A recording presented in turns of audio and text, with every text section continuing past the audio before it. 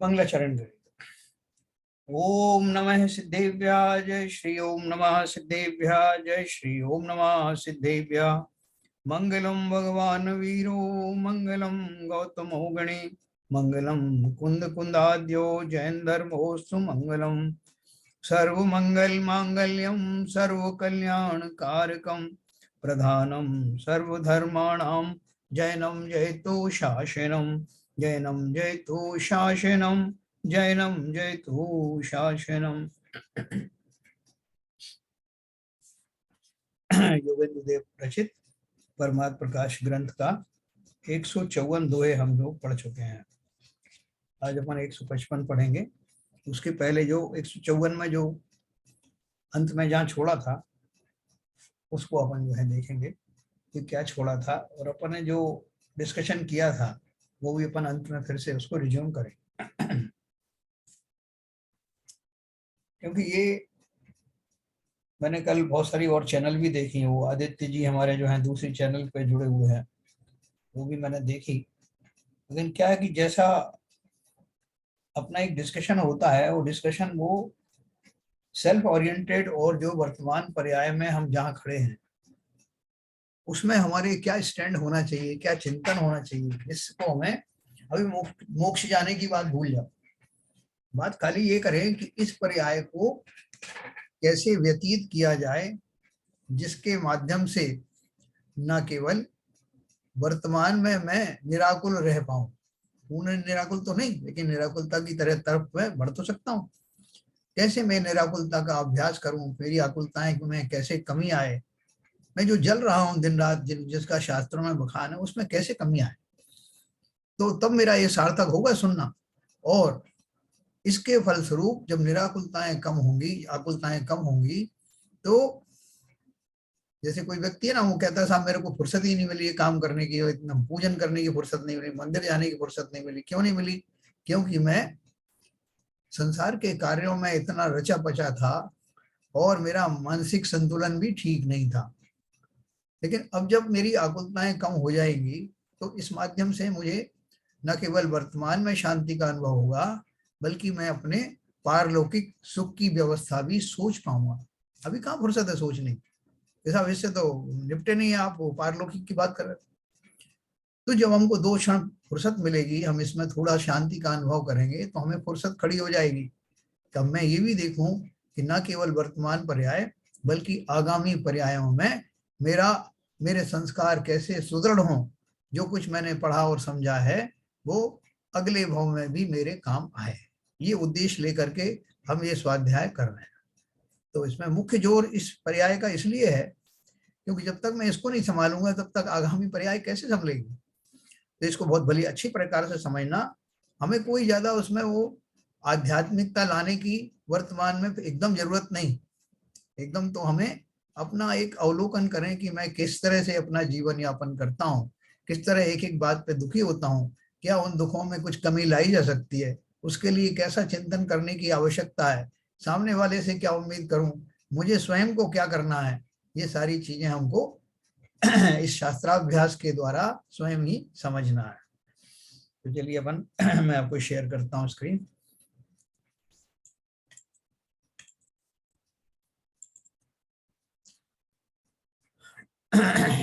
देखिए कल हमने 154 में पढ़ा था,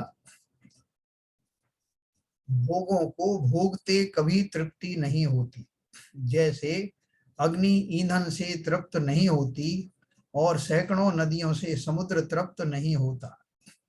ऐसा ही समय सार में कहा है कि हंस तू इस आत्म स्वरूप में ही सदा लीन हो और सदा इसी में संतुष्ट हो, इसी से तू तृप्त होगा और इसी से ही तुझे उत्तम सुख की प्राप्ति हो। इस कथन से अध्यात्म सुख में ठहर कर, है देखो उन्होंने ये लिखा, इस कथन से अध्यात्म सुख में ठहर कर निज स्वरूप की भावना करनी चाहिए और काम भोगों से कभी तृप्ति नहीं हो सकती ऐसी मान्यता रखनी चाहिए। ऐसा कहा भी है कि जैसे तृण काठ आदि ईंधन से अग्नि तृप्त नहीं होती और हजारों नदियों से लवण समुद्र तृप्त नहीं होता, उसी तरह यह जीव काम भोगों से तृप्त नहीं होता। इसलिए विषय सुखों को छोड़कर अध्यात्म सुख का सेवन करना चाहिए।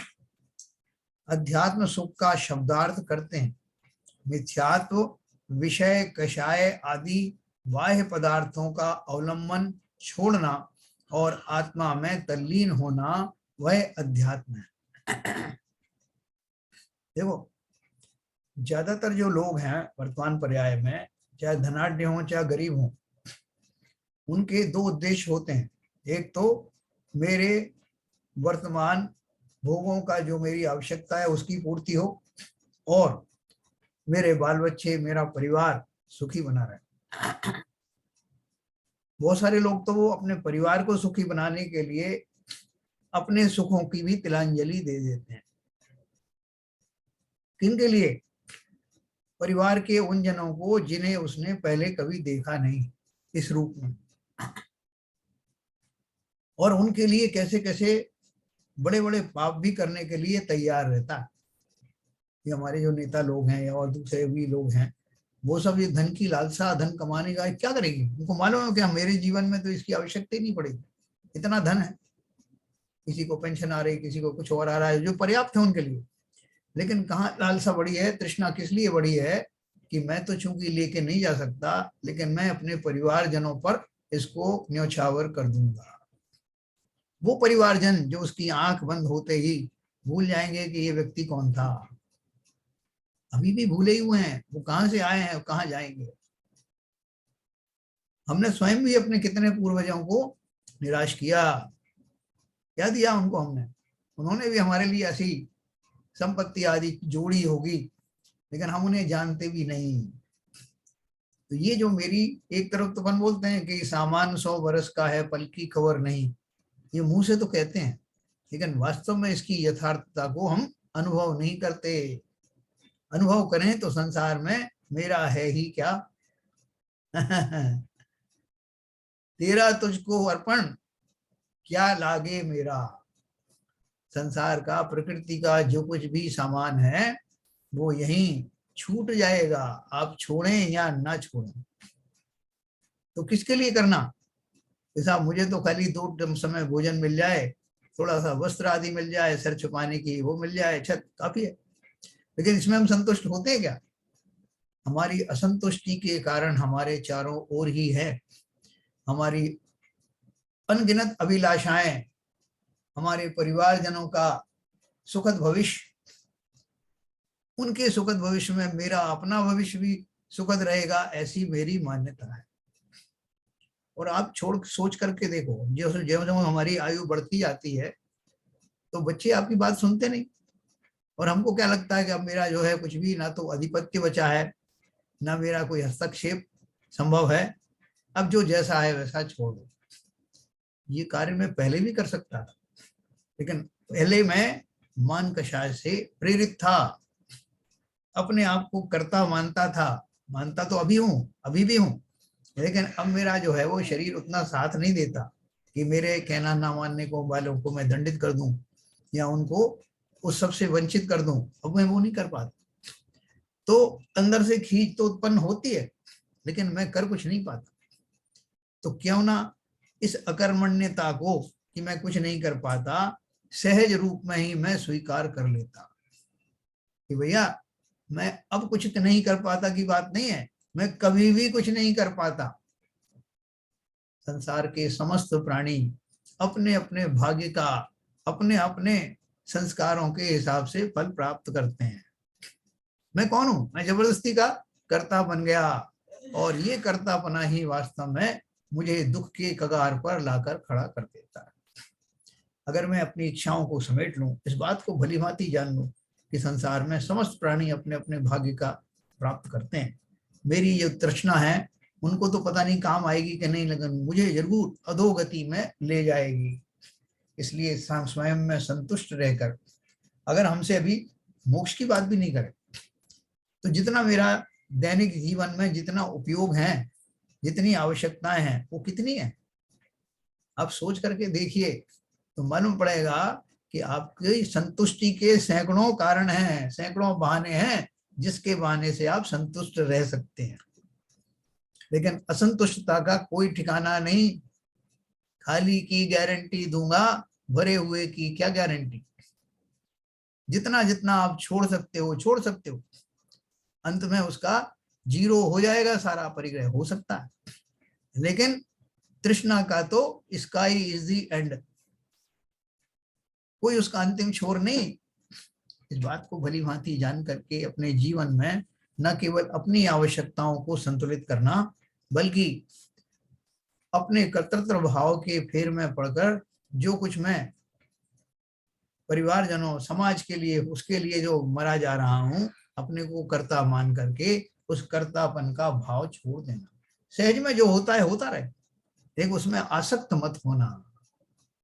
बच्चा समझ में आ जाए उसके तो बहुत अच्छा है, मेरा फर्ज है उसको समझाना, और भी परिवारजनों को अपनी भूमिका के अनुसार समझाना, उनके लिए जो कुछ कर सकता हूँ करता हूँ, लेकिन ये अनासक्ति के भाव से भी किया जा सकता है, और हमें खाली उसकी प्रैक्टिस करनी, बाकी कुछ नहीं।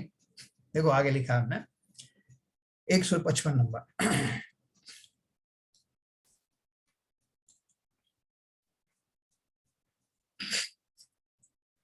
अपैणाणु परिचयवी अन्नुना अत्थि सहाऊ ई उजाणे विणु जोइयऊ परहेम बंधुराऊ।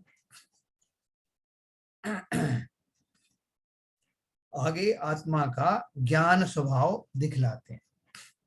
आत्मा का निज स्वभाव वीतराग स्वसंवेदन ज्ञान के सिवाय दूसरा स्वभाव है ही नहीं। जब वो स्वभाव ही नहीं है तो मैं विभाव में क्यों चला गया। आत्मा केवल ज्ञान स्वभाव है ऐसा जानकर हे योगी पर वस्तु से रागम प्रीति मत बांध। पर जो शुद्धात्मा से भिन्न देहादिक उनमें राग मत कर। है? मैंने तो आपसे बंधु बांधवों की बात कही। बंधु बांधव किसके? इस शरीर के। मेरा उनसे कनेक्शन कहां से है? इस शरीर से है। मेरा अगर चेहरा बदल जाए, मेरी भावभंगिमा बदल जाए, तो ये सारे रिश्तेदार मुझे पहचानेंगे भी नहीं कि मैं कौन हूं। तो शरीर से जुड़ी हुए ये नाते रिश्तेदार, ये सब इनकी प्रीति क्षणिक है, अस्थायी है, ऊपर ऊपर की है, स्वार्थ परक है। तो इससे निकलने के लिए क्या करूं? सबसे पहले तो मुझे इस शरीर से प्रीति है ना। हमें किसी चीज से प्रीति होती तो उससे जुड़ी हुई हर वस्तुओं से प्रीति हो जाती। जैसा अब ये जो मेरे स्वजन है, ये इस मकान में रहते हैं, ये मकान में रहते हैं इसलिए मकान से प्रीति है। मकान को मेंटेन करने के लिए धन आदि आता है इसलिए धन से प्रीति है। कनेक्शन किससे है? कनेक्शन मूल रूप से उस शरीर से है जिसे मैंने अपना स्वरूप मान रखा है। तो यहीं से गलती शुरू होती है। इसलिए उन्होंने कहा पर जो शुद्धात्मा से भिन्न देहादिक उनमें राग मत कर। आत्मा का ज्ञान स्वरूप जानकर रागादिक छोड़कर निरंतर आत्मा की भावना करनी चाहिए। आगे आत्मा की प्राप्ति के लिए चित्त को स्थिर करना।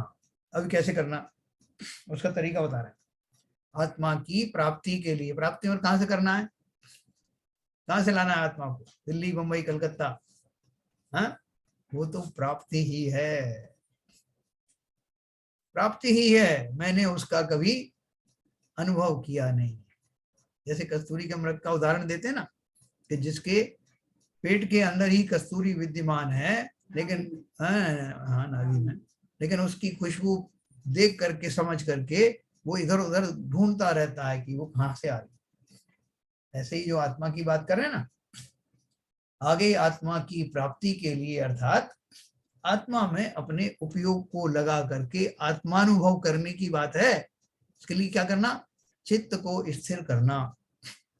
ऐसा परम उपदेश श्री गुरु दिखलाते हैं, जिसका मन रूपी जल विषय कषाय रूप प्रचंड पवन से चलायमान नहीं होता। उसी भव्य जीव का आत्मा हे बच्चे निर्मल होता है। निर्मलो भवति, शीघ्र ही प्रत्यक्ष हो जाता।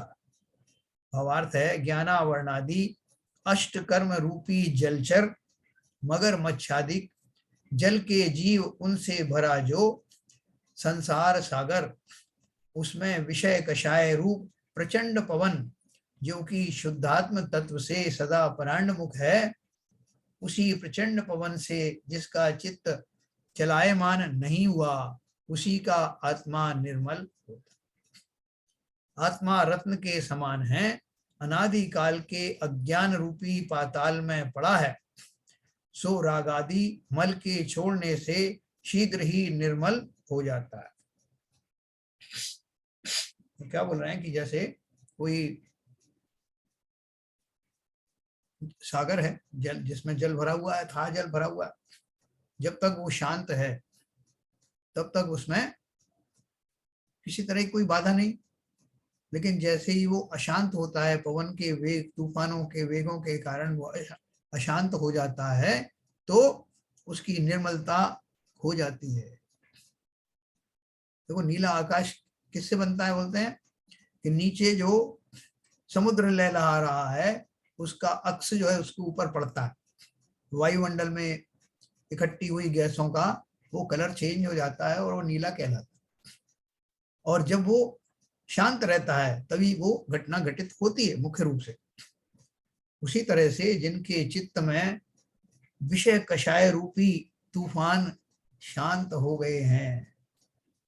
देखो, जल तो भरा हुआ है और जल में क्या है? जल को किससे उन्होंने तुलना दी है? ज्ञान आवरणादि अष्ट कर्म रूपी जलचर मगर मच्छादिक जल के जीव उनसे भरा जो संसार सागर है। संसार सागर का क्या पार है? जिसमें तरह तरह के जीव रहते हैं, वो जीवों की बात नहीं कर रहे हैं, वो बोल रहे हैं कि अष्ट कर्म, ज्ञानावरणादि अष्ट कर्म रूपी है ना, वो उसको डिस्टर्ब कर रहे हैं। किसको? जल में ही भरे हुए हैं, और जल में भरे होने के अतिरिक्त उस जल को कषाय रूपी पवन के द्वारा और ज्यादा उसको मंथन करके प्रचंड दशा में लाया जाता है, जिससे उस सागर की वास्तविक निर्मलता खो जाती है। उसी प्रकार उसी प्रचंड पवन से जिसका चित्त चलायमान नहीं हुआ, उसी का आत्मा निर्मल होता है। अब इससे एक बात अपन निकाल सकते हैं कि वर्तमान में मैं जैसा भी हूं, इस संसार समुद्र में रह रहा हूं, और यहाँ बहुत सारे ये मन के विकल्प आदि चलते रहते हैं, लेकिन मन के विकल्प बहुत ज्यादा पावरफुल नहीं है।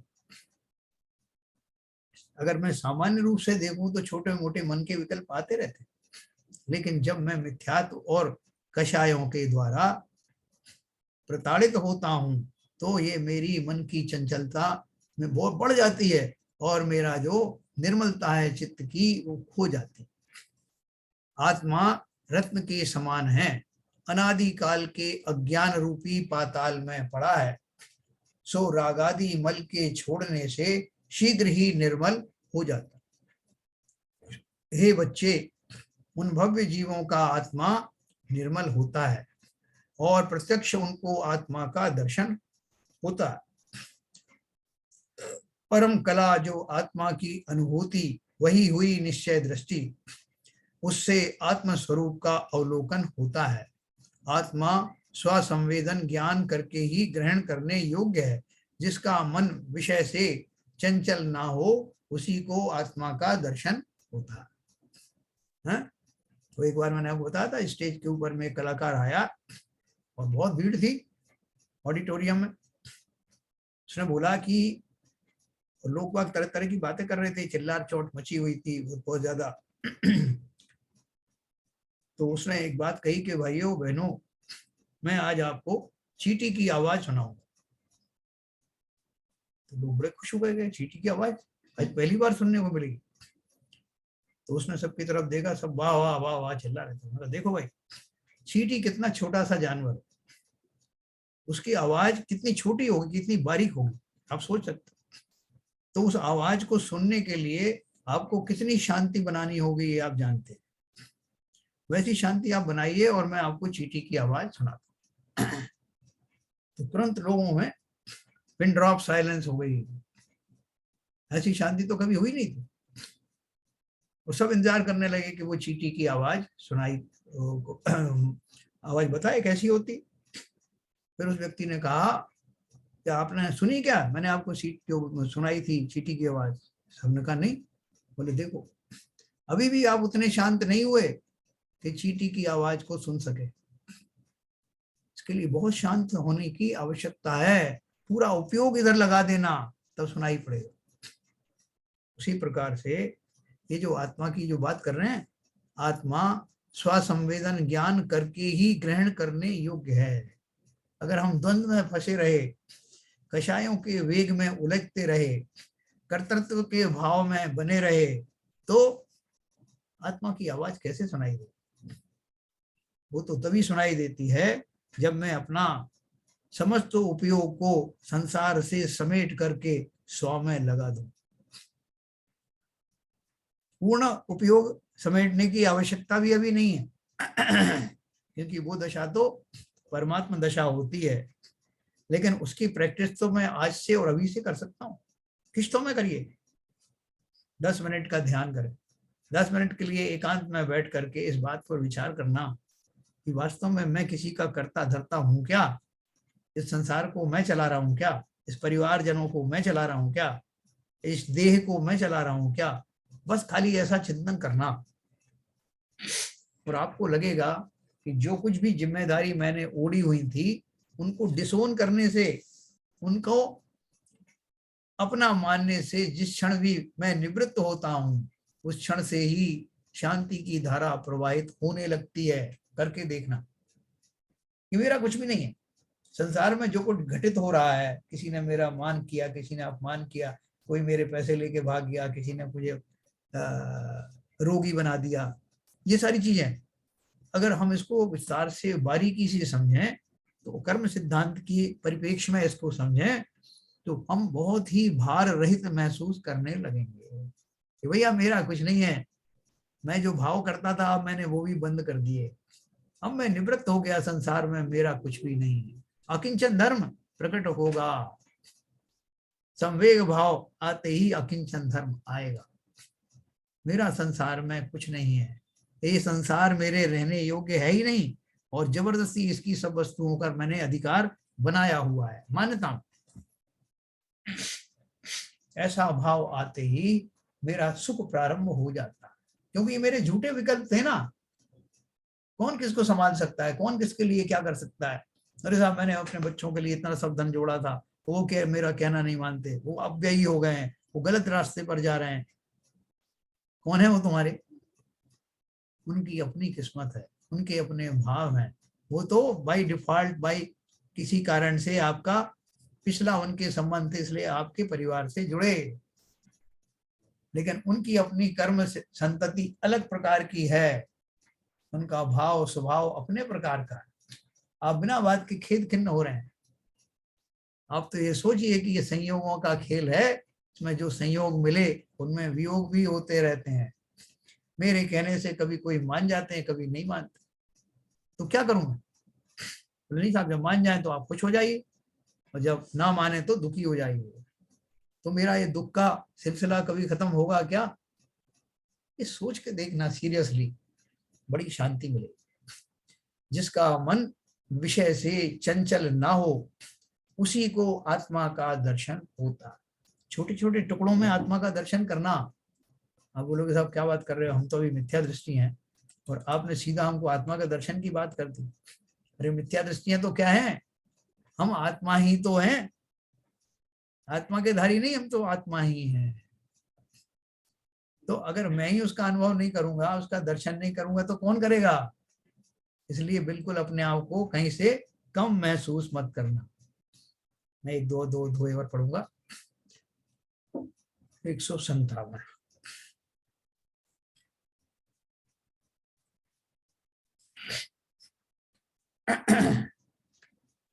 अप्पा परहण मेल व्यू मणु मारिव सहसी सहसति सो बड़ जोए की करें जासु ना ये ही शक्ति, शक्ति माने शक्ति, क्या बोल रहे हैं 157। आगे ये कहते हैं कि जिसने शीघ्र ही मन को वश कर आत्मा को परमात्मा से नहीं मिलाया, जिसमें ऐसी शक्ति नहीं है, वह योग से क्या कर सकता है? कुछ भी नहीं कर सकता। सहसा मने मारित्वा, जिससे शीघ्र ही मन को वश में करके यह आत्मा परमात्मा में नहीं मिलाया, हे शिष्य, जिसकी ऐसी शक्ति नहीं है, वह योग से क्या कर सकता। अपन योगी शब्द एक इस्तेमाल करते हैं ना, योगी शब्द कई तरह से इस्तेमाल किया जाता है। अपन मुनिराज को भी योगी कहते हैं, अपन उन जिनेंद्र देव को भी योगी कहते हैं, हाँ? जिनके योग अब मात्र कहने के ही बचे हैं, योग रहित तो होने वाले हैं। तो वो योग जिसकी हमें इतना ज्यादा महत्व हम देते हैं और उसी के अपेक्षा से हम किसी को योगी कहते हैं, वो योगी कहने से हमारा अर्थ क्या होता है कि वो परम तपस्वी हैं, परम शक्ति के धारक हैं। यहाँ वो कह रहे हैं कि जिसने अपने मन को वश में करके परमात्मा से नहीं मिलाया, अर्थात परमात्मा जैसा बनाने का साहस नहीं दिखाया, वो काहे का योगी है, वो कैसा बहादुर है। तो देखो उन्होंने ये लिखा भावार्थ में, यह प्रत्यक्ष रूप संसारी जीव विकल्प सहित है दशा जिसकी, उसको समस्त विकल्प जाल रहित निर्मल ज्ञान दर्शन स्वभाव परमात्मा से नहीं मिलाया। विकल्पों में मैंने अपने आप को फंसा के रख दिया है। जैसे मैं अपने बच्चे को बहुत सारे विकल्पों में फंसा दूं, बेटा ये थोड़ा सा शेयर मार्केट का काम करना और वहां से निपट जाओ तो फिर ये काम करना, और वहां से आ जाओ तो थोड़ा परिवार का देखना और फिर वो ऑफिस संभाल लेना और मेरा भी ये सब काम कर देना। तो हमारे कोई मित्र आए, वो बोले कि क्यों उलझा रहे हो भाई इसको, बच्चे को, उसका अपना जीवन जीने दो स्वतंत्रता से, आप इसको क्यों उलझा रहे हो? उलझा नहीं रहा मैं, तो उसको आज उसका भविष्य अच्छा रहे इसके लिए ये सब बता रहा हूँ, अभी मेहनत कर लेगा तो बहुत लाभ होगा। हम कौन है? हैं?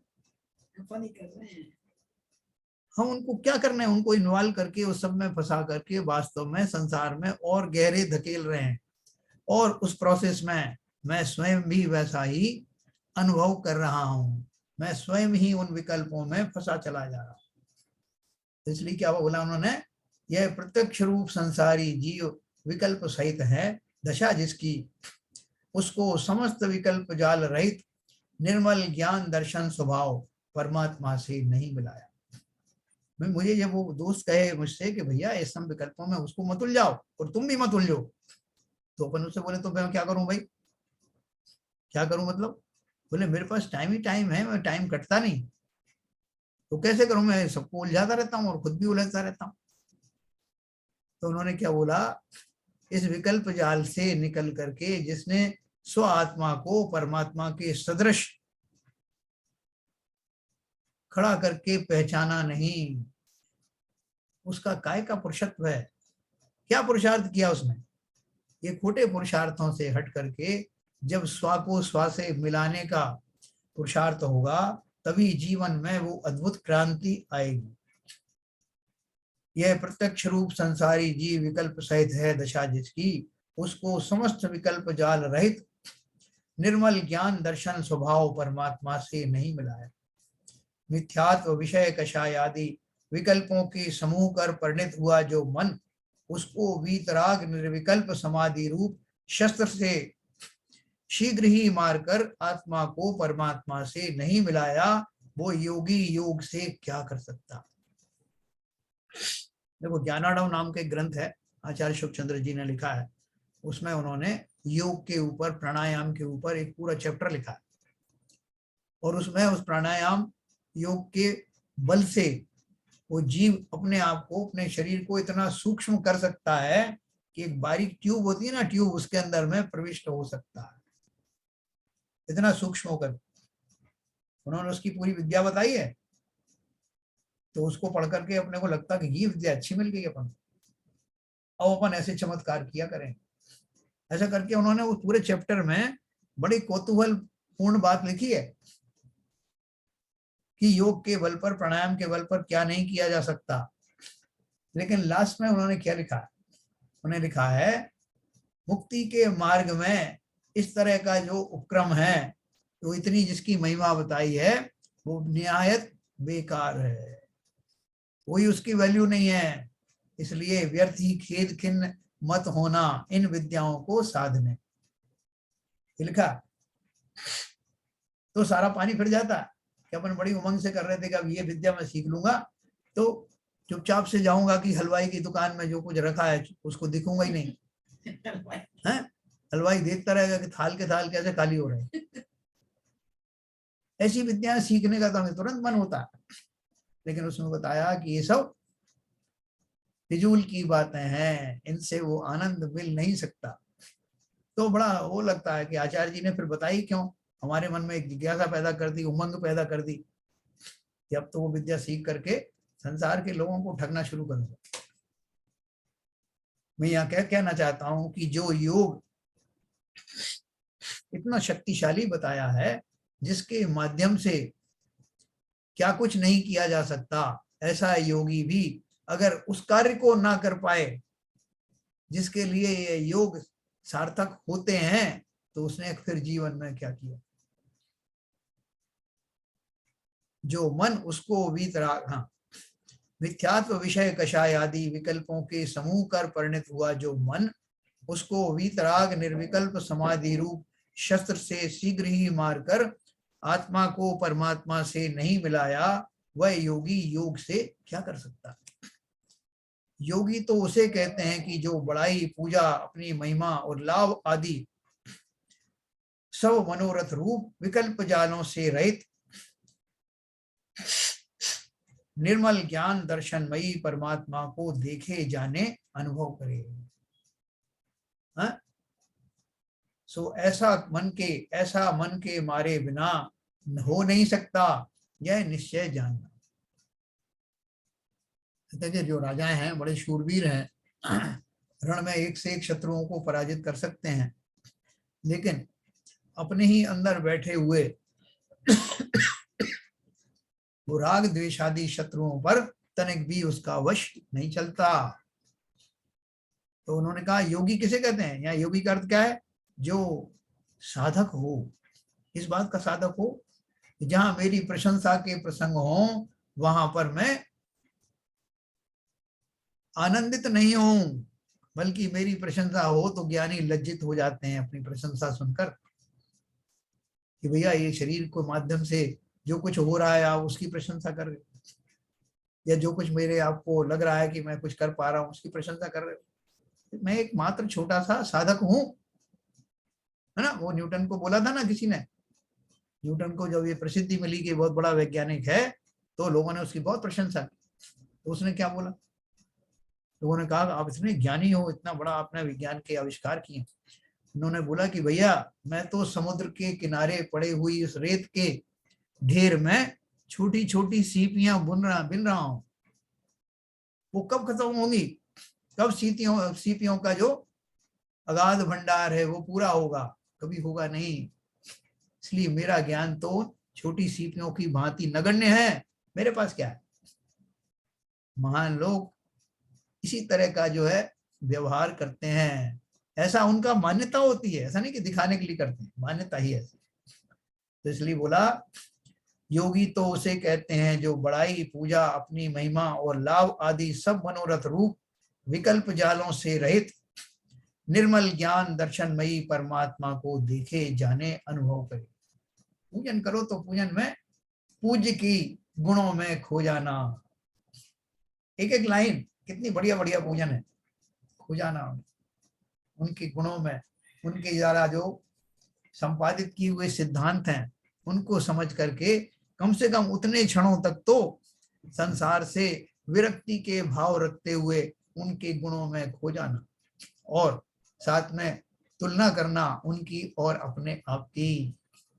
मैं भी तो भगवान ऐसा ही हूं, और आपके आलम्बन पूर्वक मैं भी वैसा ही बन जाने वाला हूं। ऐसा पूरे दृढ़ विश्वास के साथ पूजन करना, और उस पूजन की जो स्फूर्ति है पूरे दिन भर आपको बनाए रखनी है। वो कैसे बनाई रखी जाएगी कि उसमें जो कुछ भी भाव आए थे, संसार में मेरा कुछ नहीं है, मैं किसी भी प्रशंसा के ना तो मैं लायक हूं, ना ही मुझे वो पसंद है, क्योंकि जो भी प्रशंसा होती है वो सब शरीर आदि के माध्यम से घटित होती है ना। और अगर आत्मा की प्रशंसा की जाए तो हम सभी तो आत्मा है, कौन किसकी प्रशंसा करेगा, हम सब बराबर हैं, सिद्ध स्वरूपी हैं। तो सो ऐसा मन के मारे बिना नहीं हो सकता यह निश्चय जानना। मैं आपको थोड़ा सा और देखता हूँ कितना बड़ा है, 158, हाँ छोटा सा।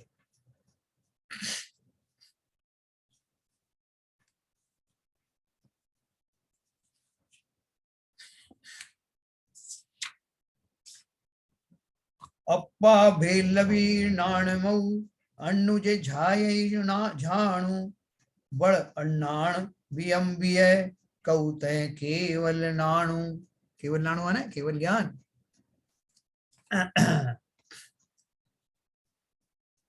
आगे ज्ञानमयी आत्मा को छोड़कर जो अन्य पदार्थ का ध्यान करते हैं वे अज्ञानी हैं।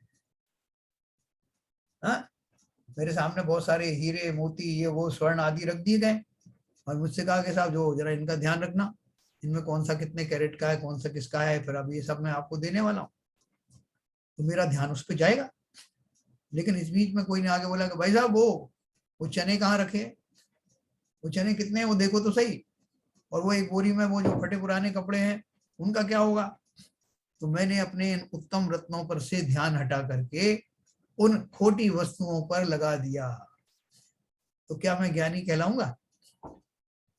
इसलिए उन्होंने क्या कहा आगे, ज्ञानमयी आत्मा को छोड़कर जो अन्य पदार्थों का ध्यान करते हैं वे अज्ञानी ही हैं, उनको केवल ज्ञान कैसे उत्पन्न हो सकता है।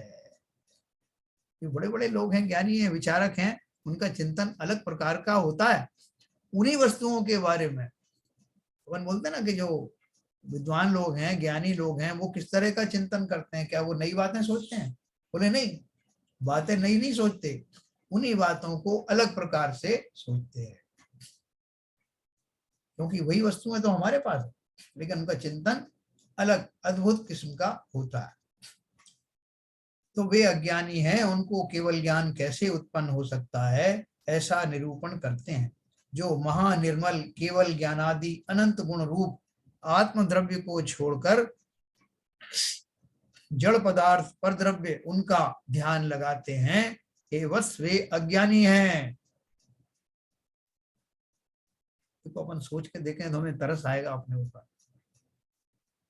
जो वस्तु वास्तव में ध्यान करने योग्य है, जिसको प्रायोरिटी देने की बात है, समस्त जीवन की वस्तुओं को छोड़ करके जिसको टॉप प्रायोरिटी दी जाती है, उसको तो मैंने छोड़ दिया और किसको पकड़ लिया? जड़ पदार्थ पर द्रव्य उनका ध्यान लगाते हैं, हे वत्स वे अज्ञानी हैं। उन शुद्धात्मा के ज्ञान से विमुख कुमति कुश्रुत कु अवधि रूप अज्ञान से परिणत हुए जीवों को केवल ज्ञान की प्राप्ति कैसे हो सकती? कभी नहीं हो सकती। भावार्थ है, यद्यपि विकल्प सहित अवस्था में शुद्धोपयोगियों को चित्त की स्थिरता के लिए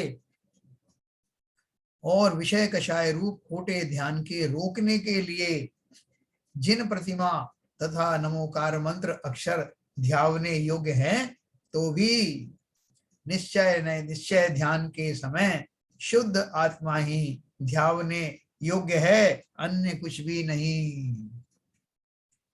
हमारी जो इतने सालों की जो मान्यताएं पड़ी हुई है ना, तो हमको लगता है कि ये तो योगेंदु देव जी उसको चूर चूर किए डाल रहे हैं।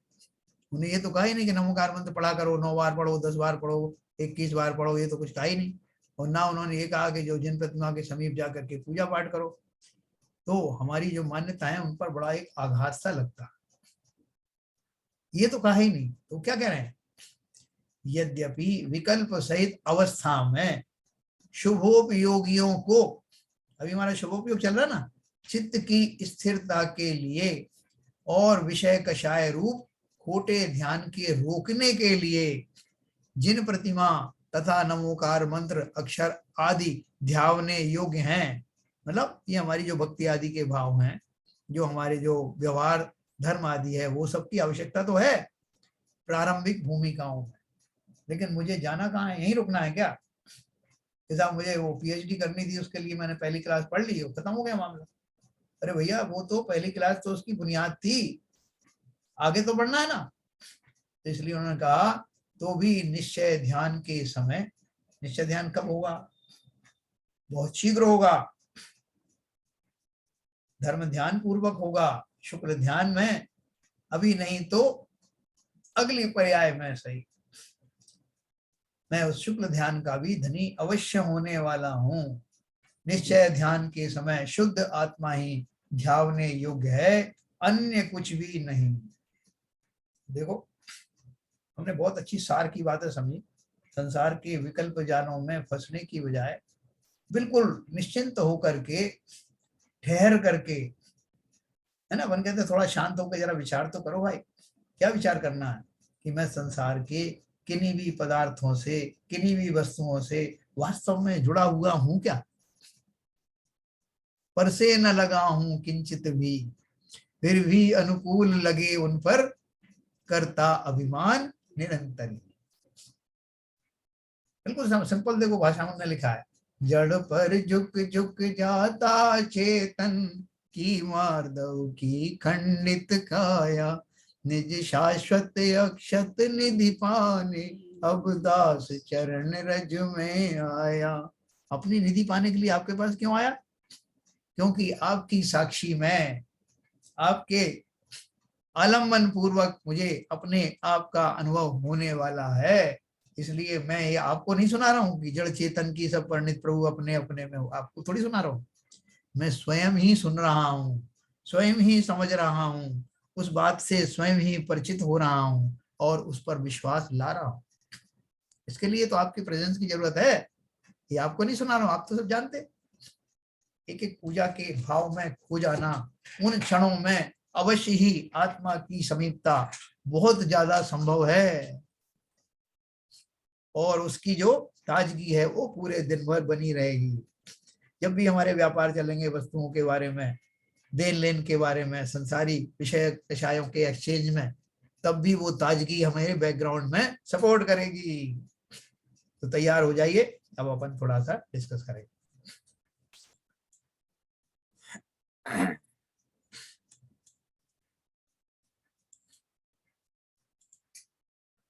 हाँ जी ललित जी, हरभजन साहब बोलना चाहते हैं, बोलिए। नहीं, मैं तो बस इतना ही कह रहा हूँ कि बहुत सार गर्व चीज है कि विकल्प सहित अवस्था में हमारा क्या रोल है, वाह, उसमें कैसे इम्प्रूव कर सकते हैं।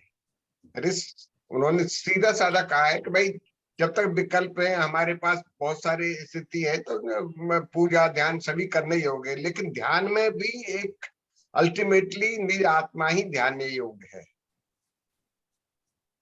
बहुत अच्छी बात कही है सर।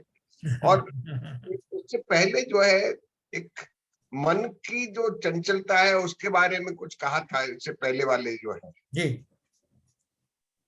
तो उसको रोकने के उपाय उन्होंने नहीं बताए। इधर तो ये कह दिया ध्यान करने योग्य चीज है, ठीक है ध्यान करिए, हाँ। लेकिन मन की चंचलता को रोकने के लिए क्या करना चाहिए? तो अपन ने डिस्कशन जो किया ना पूरा, कि विकल्पों को आप एनालाइज करो कि ये विकल्प किस लिए आ रहे हैं। कोई सोचता है कि मुझे बाल बच्चों के लिए कोई धन आदि कमाना है, कोई सोचता है कि मुझे अपने शरीर को सुखी रखना है। तो इनको इस परिप्रेक्ष्य में समझना वेद विज्ञान पूर्वक, ये किसके हैं। मेरे ना हुए ये मैं इनसे, अति भिन्न अखंड निराला हूं, निज मैं पर से अन्यत्व लिए, निज समरस पीने वाला। ये बार बार दोहराना है अपने आप को। जब भी कोई विषमताएं आए, इसका चिंतन मुझे स्वयं ही करके निर्णय लेना है कि क्या ये इस योग्य है कि मुझे इन पर ध्यान देना है। तो कोई बड़े बड़े आदमी होते हैं, सेठ आदि होते हैं, तो छोटी मोटी बातों की परवाह नहीं करते। वो अपनी प्रायोरिटी को तो बनाते हैं कि मुझे किसको फर्स्ट प्रायोरिटी देना है। हमने दी क्या प्रायोरिटी? हम तो छोटा मोटा कचरा जो भी आ जाता है उसी के ऊपर अपना ध्यान केंद्रित कर देते हैं। हमने कोई प्रायोरिटी नहीं बनाई। तो निर्विकल्प होने के लिए मैं खुद ईमानदारी से सोच के देखूं कि इन विषयों में उलझने से मुझे क्या लाभ हुआ, कितना लाभ हुआ। मैं पूरी तरह भले इनसे नहीं हट पा रहा हूं, लेकिन सोच तो सकता हूं कि इनसे मुझे क्या मिला। हर बार मैं खेद खिन्न होता हूँ, जितना आकुल होता हूँ उतना ही मैं निराश और दुखी होता हूँ। ऐसा चिंतन मैं नहीं कर सकता क्या? सो अपने आप को तोलने की और बिल्कुल उसी हिसाब से जो है व्यवहार करने की आवश्यकता है। अपने आप को तोल के हर समय तोलता रहूं मैं। हर समय मैं तो ये बोलता हूँ कि आप जो कुछ कर रहे हैं वो करते रहिए, कहीं रुकने की जरूरत नहीं है, खूब करिए, लेकिन साथ में ये चिंतन जरूर करना कि मैं ये सब किस लिए कर रहा हूँ, और क्या हासिल हुआ मेरे को। क्या हासिल अब तक हुआ और अब क्या हो जाने वाला है, बस ये सोचना, बाकी सब करना जो कर रहे हो। बहुत सुंदर से। क्या ललित जी? नहीं, बात तो एकदम सही है ही है, हाँ इसमें कोई, तो बस वही है कि इसको व्यवहार में लाना एक काफी हाँ, कार्य जो बड़ा है। चैलेंज है। नहीं, हम पैरेलल में देखो हमारी सबकी डबल ट्रिपल पर्सनैलिटी होती है। जब हम विषयों में भी रत रहते हैं तो कहीं ना कहीं अध्यात्म से भी जुड़े रहते हैं, कहीं कहीं हमें दूसरों की जो है परवाह भी रहती है। क्रोधित हो रहा हूं तब भी मेरे अंदर में दूसरी भाव भी चल रहे हैं कि ये आहत ना हो जाए। ऐसी बहुत सारी पर्सनैलिटी एक साथ चलती है।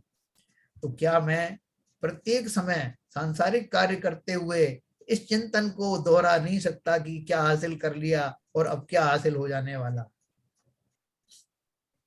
ये किया जा सकता है कि नहीं, पहले तो मन ये सोचे। हाँ, नहीं किया जा सकता है, मतलब एक तरह से इनकी तीव्रता कम की जा सकती है, विकल्पों का जो आना है उनमें वो कमी लाई जा सकती है। बिल्कुल लाई जा सकती है। जब लोगों ने करके दिखा दिया तो मैं कोई अनोखा थोड़ी हूँ जो पहली बार कर रहा हूँ। और ये कारण समझ में आ ही रहा है कि विकल्प भी मन की चंचलता का कारण है। मन की चंचलता चंचलता रोकनी है जितनी तो होगी, यस। विकल्प कम करो। क्या शैलन और जी? उन्होंने बहुत स्पष्ट कहा है, विकल्प सहित अवस्था में पूजा अर्चना करना मेरा स्वभाव है, मेरी आवश्यक है, लेकिन उसमें भी हाँ। तो कर ही सकता हूँ अपनी आत्मा का। तो आज के हम्म। सार से ये मेरा तो ये समझा आज कि ये जो हम सलाह देने का काम करते हैं परिवार में अपने बच्चों को, वाइफ को, अपने को, पहले तो वो बंद कर देना चाहिए, क्योंकि वो सलाहें जो है अब ना वो सलाह लेने लायक है ना हम सलाह देने लायक हैं।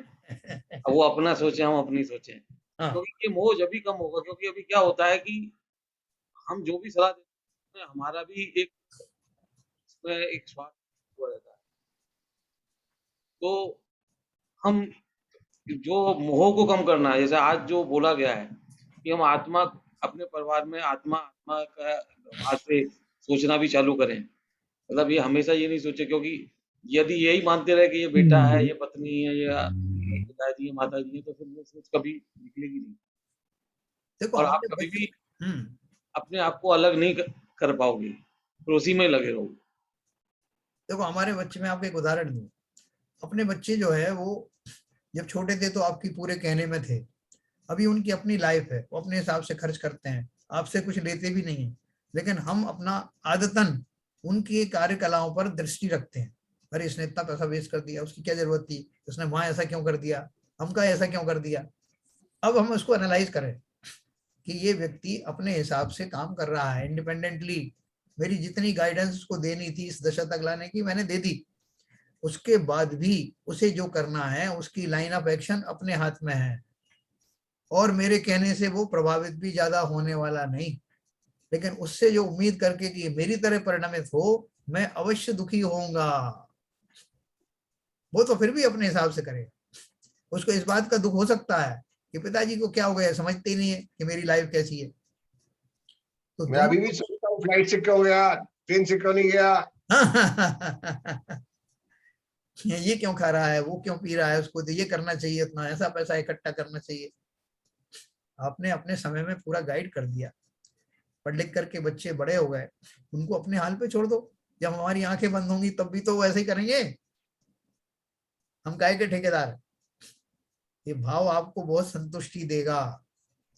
क्योंकि मैंने देखा है कि जैसे मैं बहुत महसूस करता हूँ बड़े बूढ़ों को और सबको अपने देखता हूँ, तो उनकी लाइफ का बहुत ज्यादा टाइम इसी में निकल जाता है, टोका टोकी में, समझाने में, परिवार की परंपरा बताने में, कौन सा रिश्तेदार कैसा है, जबकि इसका कोई मतलब, कोई मीनिंगफुल नहीं है।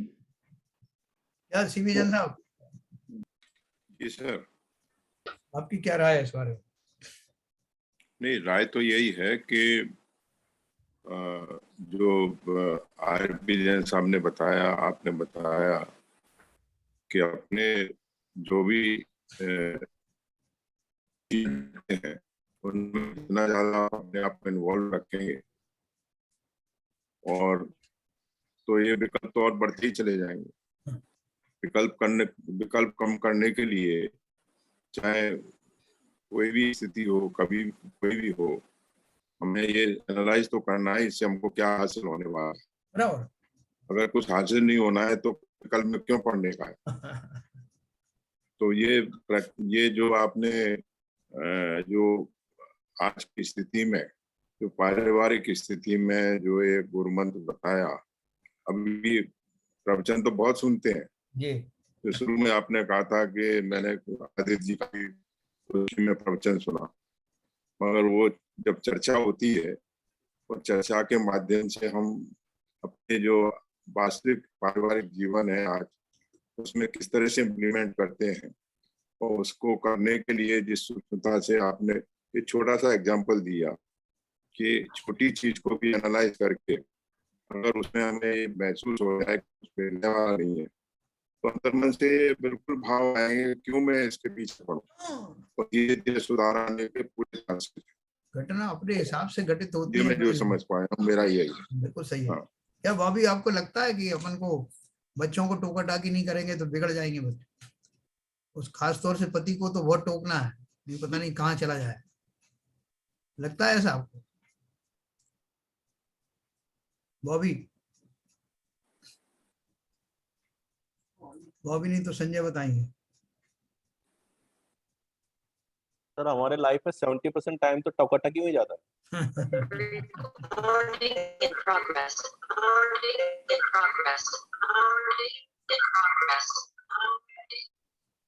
हाँ, क्या टोका टाकी में जाता है हमारा समय?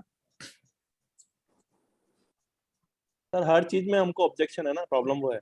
हाँ, थॉट प्रोसेस ये है कि सामने वाला हमेशा गलत ही है और जो हम कर रहे हैं वही सही है। हाँ।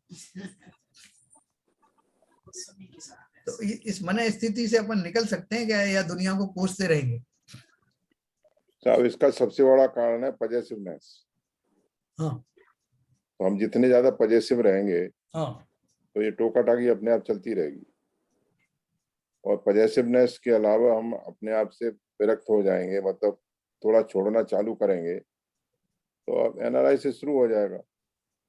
नहीं, मगर संजय जी से मैं यही पूछ रहा हूँ कि अगर अपन पजेसिवनेस अगर छोड़ देंगे तो बच्चे बिगड़ नहीं जाएंगे? जो होना होगा वो होगा, उसको कोई रोक नहीं सकता है। तो सर उसमें मेरा ये थॉट प्रोसेस है कि हम लोग इंस्टेड ऑफ टेलिंग देम कि आपको ऐसा करना चाहिए, आप अपने आप में रोल मॉडल बनिए ना। हाँ। Yes yes yes. तो बच्चे मतलब जो देखेंगे वो करेंगे। हो सकता है कि उसके भी एक्सेप्शंस होते होंगे डेफिनेटली, बट एटलीस्ट अगर बच्चों के मन में ये लग रहा है कि पेरेंट्स हमारे इस तरह से बिहेव कर रहे हैं या इस तरह से एक्ट कर रहे हैं या किसी सिचुएशन को किस तरह से हैंडल कर रहे हैं, तो वो उनकी लर्निंग में, उनके बैक ऑफ माइंड में तो कहीं जाके सेट होता है। वो मे बी वो एकदम आपको फॉलो नहीं कर रहे हैं या वो बात को माने नहीं, बट उनके माइंड सेट में कहीं कहीं बैक ऑफ द माइंड तो कहीं जाके सेट होता ही है कि इस सिचुएशन में हमारे पेरेंट्स ने किस तरह से बिहेव किया, तो हमको अपनी जब एक्चुअल सिचुएशन अपने पास में आती है तो हमको कैसे बिहेव करना चाहिए। बिल्कुल सही कहा संजय जी। जो बच्चे जो सीखते हैं माँ बाप के आचरण से ही सीखते हैं अपने आप, और सबकॉन्शियस माइंड में जाके बात बैठती है, प्रत्यक्ष सामने प्रदर्शन हो या ना हो। Yes yes. देखो, बाबूजी ने भी बहुत ऐसा जीवन में इस तरह के दृश्य देखे हैं और अंततोक्तवा उन्होंने भी ये निर्णय लिया कि सब व्यक्ति अपने अपने जो जो उनकी दशा होने वाली है उस हिसाब से ही कार्यरत रहते हैं। मैं खाली उस प्रोसेस में करके खेद खिन्न ही होता हूँ, होगा वही जो उनका होना है। क्या बाबूजी थोड़ा अपना शेयर करें?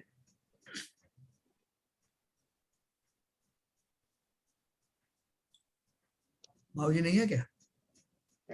म्यूट है, म्यूट बाबूजी में। म्यूट पे है, बाबूजी म्यूट पे है।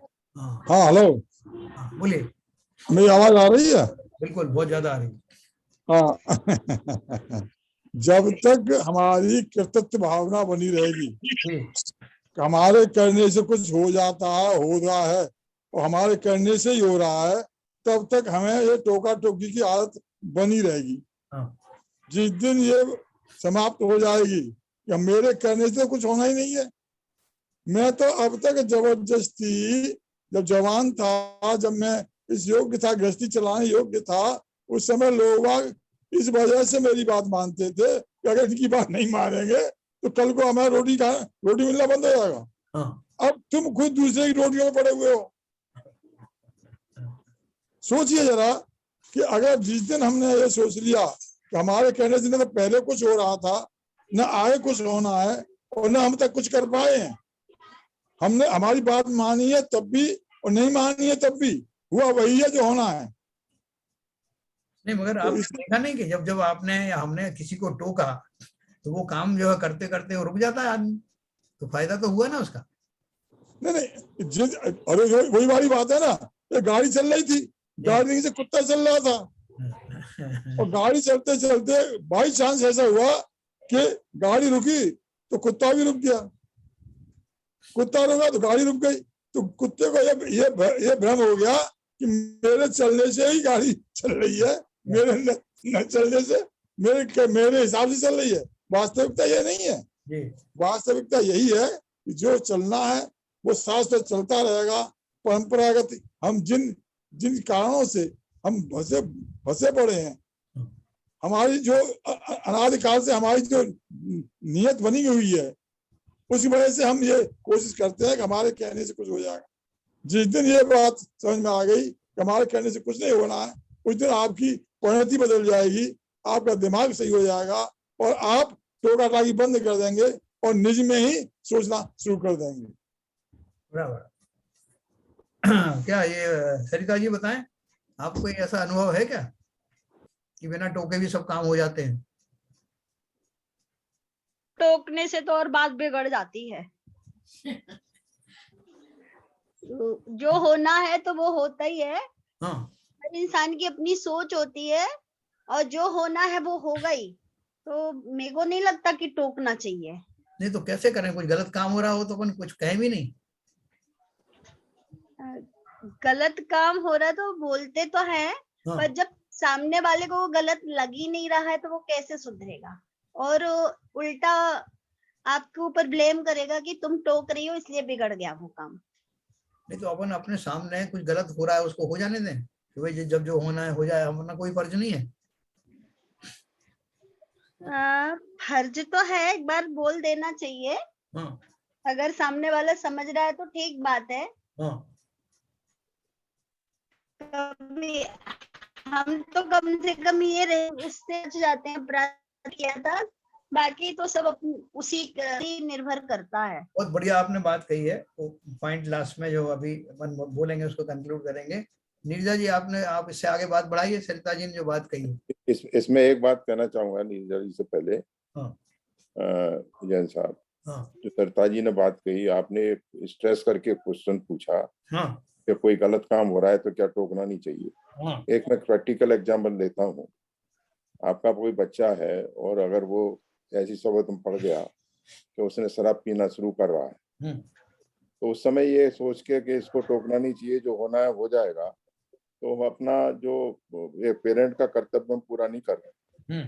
उस समय अपने को ये सलाह तो देनी है कि भाई ये रास्ता गलत है, इसके करने से ये नुकसान हो सकते हैं और इसके न करने से फायदे हो सकते हैं। बाकी आप उचित समझो वैसा करो, इतना ही मैं आपको सलाह दे सकता हूँ।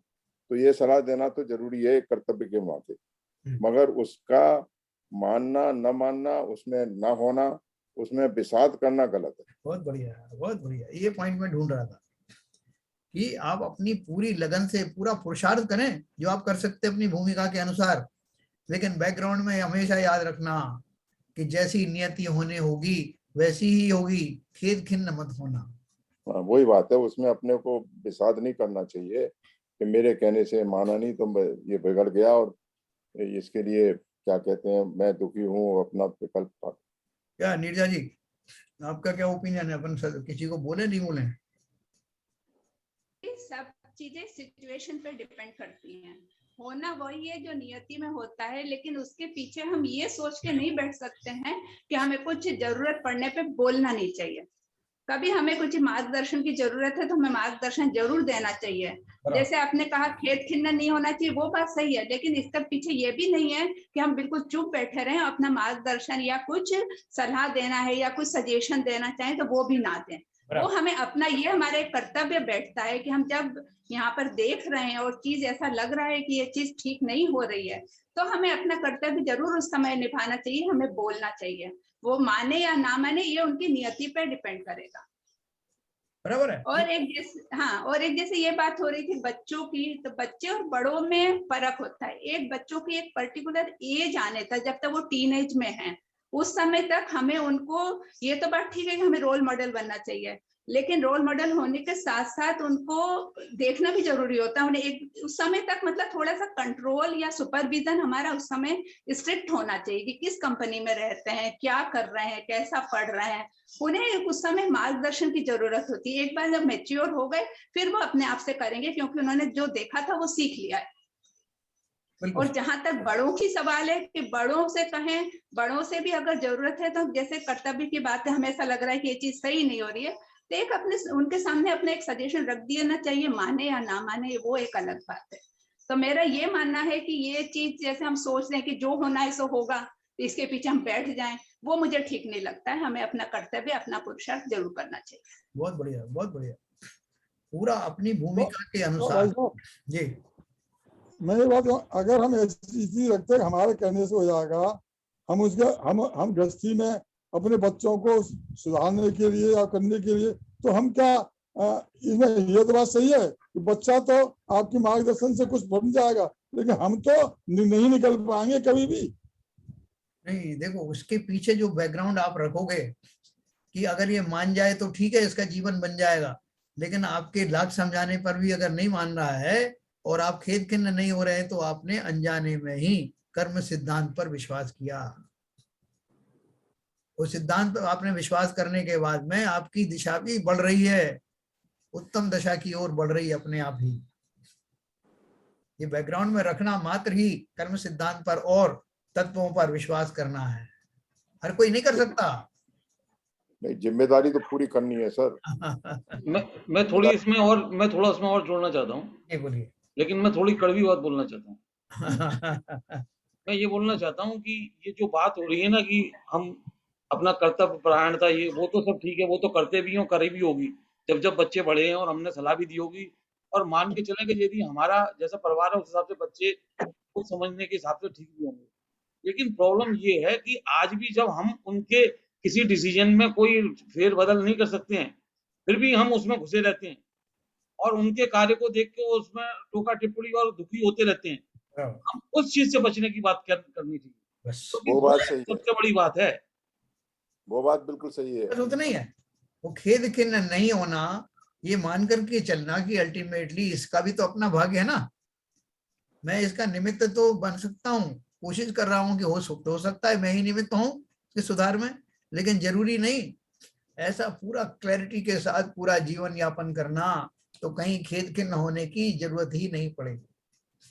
मैंने तो ऐसे लोगों को देखा है कि जो अपने माँ बाप को रख रहा है, उनकी सेवा कर रहा है, लेकिन उससे दुखी है, और जो यूएस में बैठा है और कहीं और दूसरे विदेश में बैठा है उसकी बड़ाई करते रहते हैं, क्योंकि वो वहां उनको मान मिलता है कि अरे मेरा लड़का साहब यूएस में और मेरा लड़का यूं में फलाना है, ये लड़का बेचारा नौकरी कर रहा है, बैंक में नौकरी कर रहा है और घर चला रहा है और मेरे को पाल रहा है, इसमें मेरे को मान सम्मान नहीं मिलता है। तो ये जो गिद्धता है अपनी जो अंदर की जो है उसको ढूंढ के निकालना है, वो उसकी बात करनी चाहिए। सॉरी भाई साहब, ये मेरा जो डिस्चार्ज हो गया था, मेरा वो मैं आपसे कंटिन्यूअस बात कर रहा था तो डिस्टर्ब हो गया और मैं आपकी बात नहीं सुन पाया, ना अपनी बात नहीं कह पाया, वेरी सॉरी।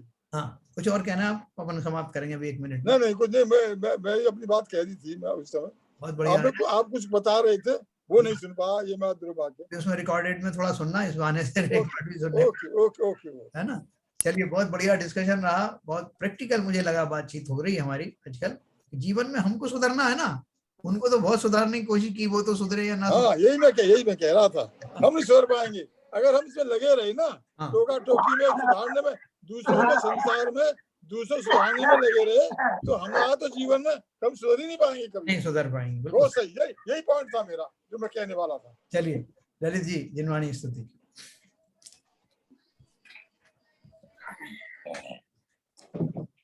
मिथ्यतम नाश वेको ज्ञान के प्रकाश वेको अपर भास वेको भानु सी बखानी है।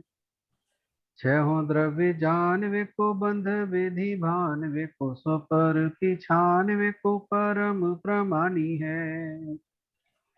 अनुभव बताए वेको जीव के जताए वेको कहू न सताए वेको भव्य और आनी है। जहाँ तहाँ तार वेको पार के उतार वेको सुख विस्तार वेको यही जिनवाणी है। हे जिनवाणी भारती तो है जपू दिन रैन, जो तेरी शरण गए सो पावे सुख चैन। जिनवाणी के ज्ञान से सूझे लो पालो, सो वाणी मस्तक धरो सदा देते दो, सदा देते दो। जिनवाणी माता की जय।